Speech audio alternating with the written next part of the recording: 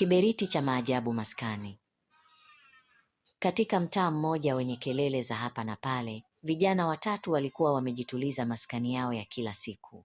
Zola alikuwa ameketi kwenye tairi la gari kuukuu, akicheka na rafiki yake Kevo kuhusu hadithi za mchana ule.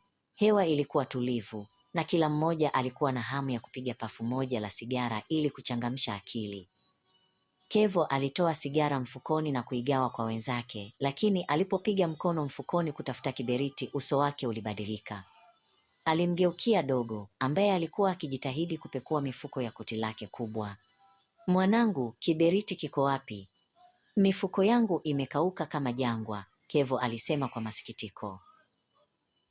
Zola, ambaye macho yake yalikuwa tayari yameanza kuwa mazito kwa uchovu na ulevi wa moshi wa awali, alisimama kwa mwendo wa kutegeka.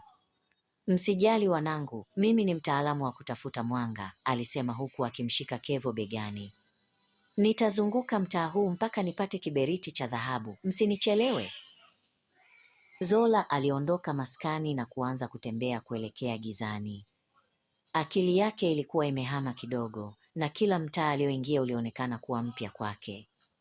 Alijikuta akizunguka vichochoro vile vile, akizungumza peke yake kuhusu jinsi atakavyorudi akiwa shujaa mwenye moto.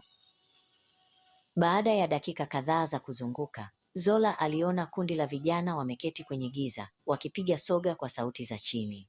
Bila kutambua kuwa amerudi pale pale alipotoka, alimkaribia kijana mmoja aliyekuwa ameketi pembeni, ambaye hakuwa mwingine bali ni Dogo. "Ni aje kaka? Naomba msaada wa kiberiti," Zola aliuliza kwa sauti ya uchovu.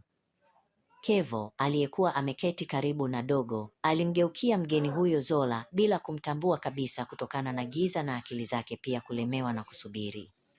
"Mwanangu, hapa hata sisi tunatafuta moto," Kevo alimjibu Zola kwa sauti ya kikatuni. "Umetoka wapi usiku huu kutuuliza mambo magumu hivyo?"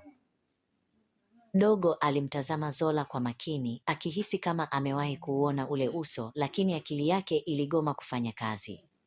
"Kaka, hali ni mbaya hapa maskani," Dogo alimwambia Kevo huku akimpuuza huyo mgeni. "Kiberiti kimekuwa lulu kuliko dhahabu, sijui tutafanyaje." Zola alihisi huruma kwa hawa vijana wageni aliowapata. Alimgeukia Kevo na kusema, "Basi nishaurini, nitaenda wapi kupata huu moto? Maana wanangu kule maskani wananisubiri kwa hamu sana." Kevo alicheka kwa dharau na kumwambia, "Sikiliza rafiki, tulia hapa na sisi. Kuna mshikaji wetu mmoja," Dogo aliingilia kati akimweleza Zola kwa sauti ya siri.